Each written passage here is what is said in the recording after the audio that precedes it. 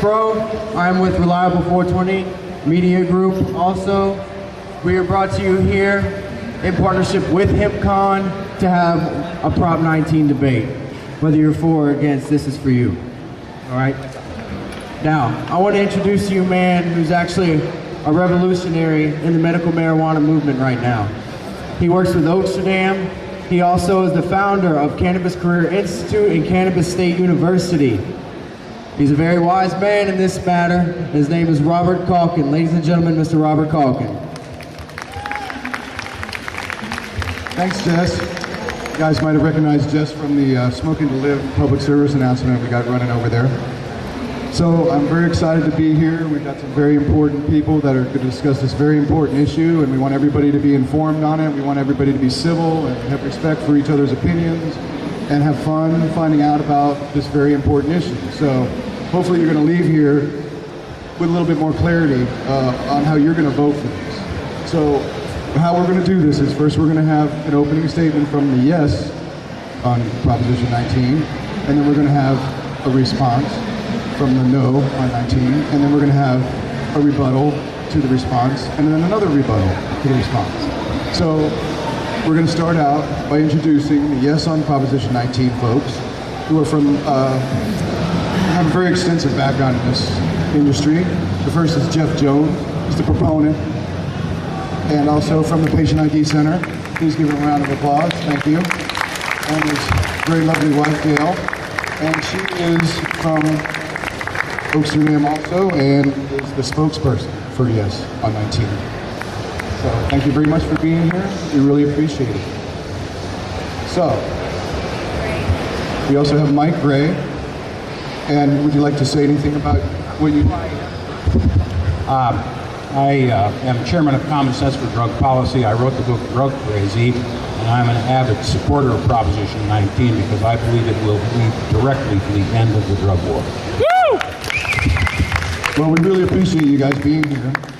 It's very important that we get the top experts on this so we all can hear exactly how we're going to vote on this. So let me introduce you to the no on Prop 19.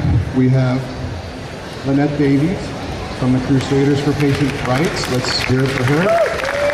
And we have Patricia Pepper, who is an attorney here, and she also is an MS patient, right? So she has quite a dog in the fight. So, let's get off to a great start here. I'm going to hand the mic over to Jeff Jones, and we're going to go for 10 minutes, or as long as you guys want to, on Prop 19 and why we should vote yes on that.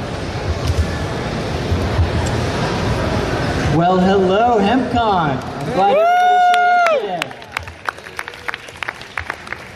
Well, I think the one thing that we can say about those that are on the stage today is that we share about 95% of where we want to go with this. And it's the last 5% of how to get there that we might disagree with.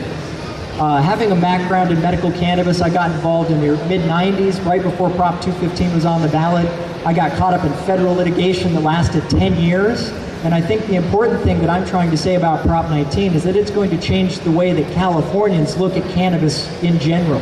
And right now, medical patients are being targeted still in our community, are being arrested and are being cited in communities that are not necessarily urban, such as in LA.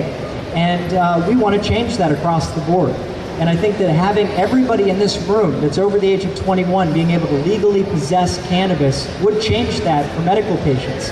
And I foresee a bifurcated type market where we're going to have medical patients that can be part of collectives and that can be part of dispensaries and provider collectives that are different than any place that's for an adult.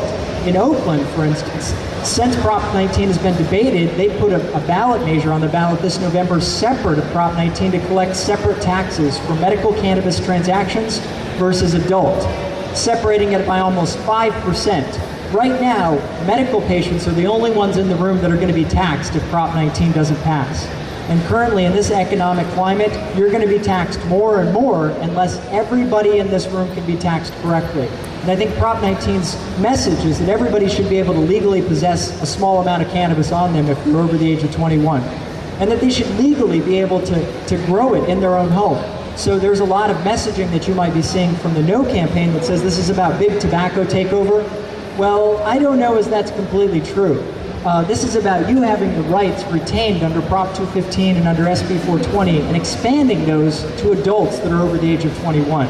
Because we wrote into the purposes of this proposition to protect the actual statute language in court that represents Prop 215, which I helped to collect the signatures on in 1995-96, and actually SB 420 that was passed by the legislature. So our intent is not to circumvent or to take away rights of patients, but to actually enhance rights of Californians that are not otherwise there.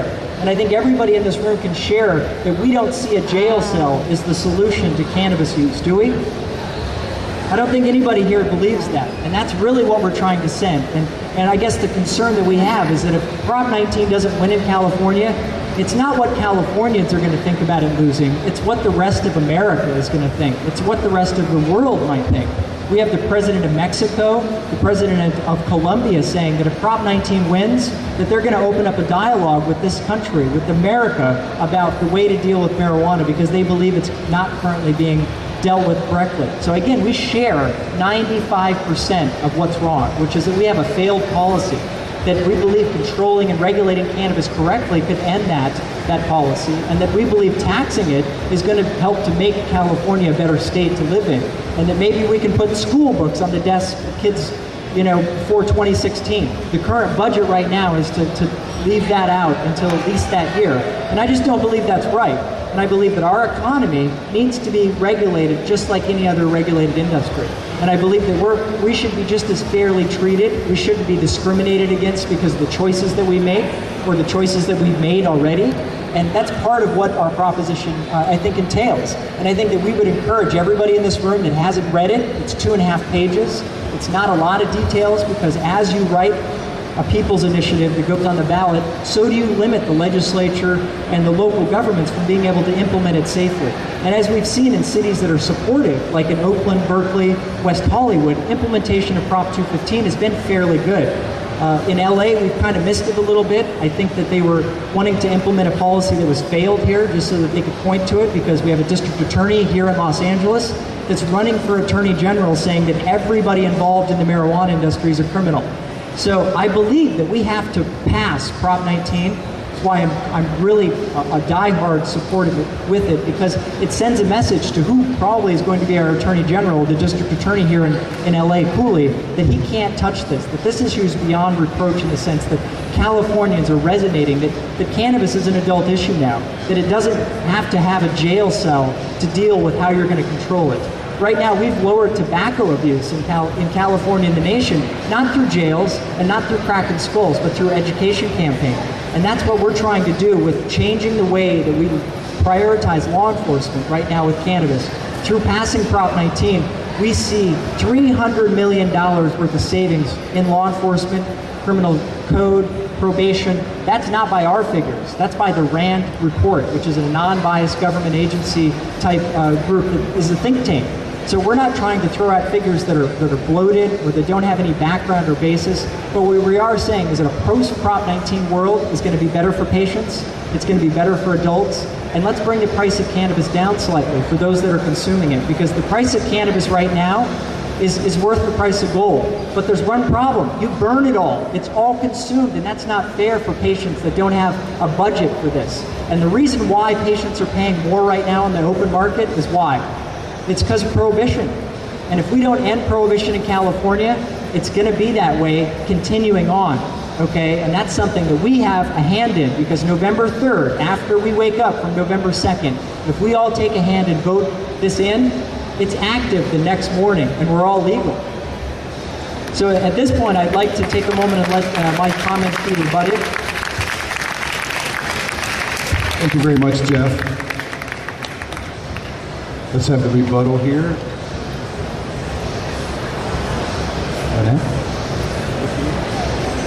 Hi, my name is Dragonfly De La Luz. I'm an activist opposed to Prop 19. Okay, so who's next? You?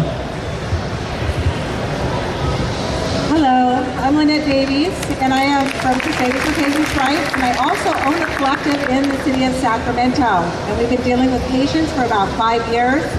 And I stand to make an awful lot of money if Proposition 19 passes, because in my book, it looks like you could possibly be losing a lot of your rights.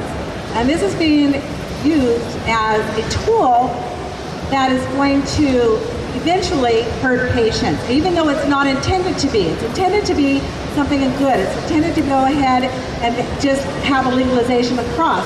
But when you read the actual bill, which it is only 2.5 pages, and we have copies of that bill back at our booth, please click by and pick it up. The reason I'm coming here today is to let you know that some of the repercussions that could be possible to you. Right now, under the Proposition 215 and the Kelly decision, any patient here in the state of California can grow their own medication, and they can have an unlimited amount because that is between you and your doctor.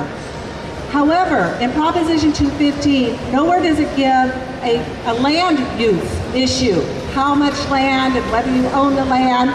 We're coming across city ordinances that are saying, especially because of Proposition 19, that yes, you can grow as much as you need as long as you're growing in a 5x5 area. That is really a limiting proposition that's coming across. We have cities at Rancho Cordova, and we also have cities over in Eureka that as of September 3rd, our patients right now have to grow in a 5x5 area. But this is part of the regulations that can be set only by local governments. Right now, we could actually file and say, that is unconstitutional, it's against Proposition 215, and we're going to challenge that. However, you can't challenge it if Proposition 19 goes through because it's the will of the people to give each local government the ability to tax, regulate, and control. Government's not been really good for us in a lot of instances. I don't know if you want to hand over your power and choices over to them to make these decisions for you. So I'm bringing this forward because as you lose your amounts that you can grow, it forces you to come into certain regulated cities. Sacramento will be one of them. I will be one of them.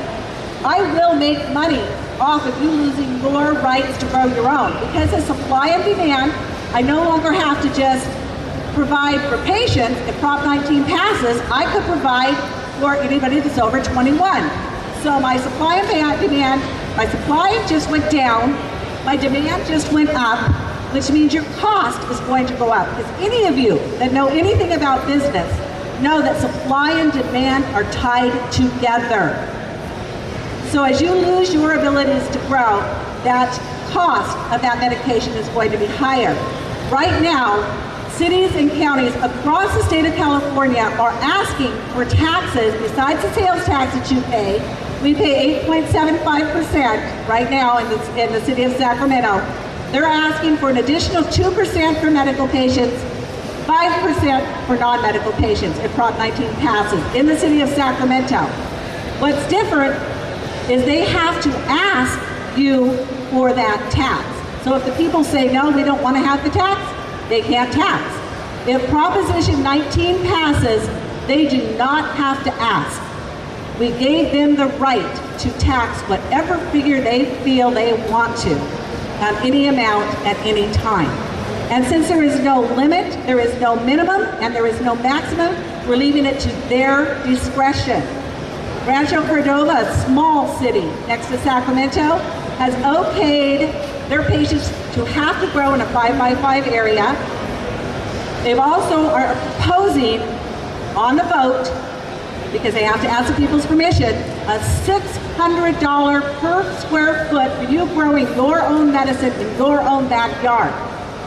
They don't have to ask that permission if Proposition 19 passes because we gave it to the right. We gave them the right to do so. Now we can say, yes, we can challenge that. Who's going to get hurt while we're challenging it? How many people are going to have to be arrested? How many illegal grows are going to be in people's backyards? And the little helicopter flies over and he comes by and he says, oh, there's a grow in there, it's in a 10x10 area instead of a 5x5. Don't worry, it's a code violation. They send you out the bill for the code violation. You say, screw that, put it aside. They tax it to your property tax. You don't pay your property tax, they take your home. You will pay. You will pay whatever the government says you will pay without the people's input. And that's the part I want to address.